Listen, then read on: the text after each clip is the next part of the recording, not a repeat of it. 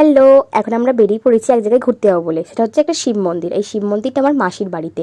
আমি এখন মাসির বাড়ি এসেছি, তো মাসির বাড়ি এলে এই শিব মন্দিরে আমি আসি, কারণ আমার এই শিব মন্দিরটা খুব ভালো লাগে। আর আশা করি তোমাদের ওই শিব মন্দিরটা খুবই ভালো লাগবে। তোমরা দেখে আমাকে জানিও তোমাদের শিব মন্দিরটা কীরকম লাগলো। আর এ হচ্ছে খুশি, এর আজকে বার্থডে, ওর উদ্দেশ্যে আর কি পুজো দিতে এসেছি এখানে। আর চারিপাশটা তোমাদের একটু ঘুরে দেখাই, কত সুন্দর দেখো। আর কোনো আশ্রম বলো, মন্দির বলো, কার না যেতে ভালো লাগে? আমার তো খুবই ভালো লাগে।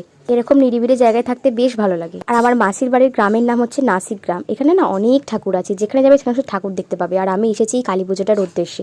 তো এই হচ্ছে কালীমা।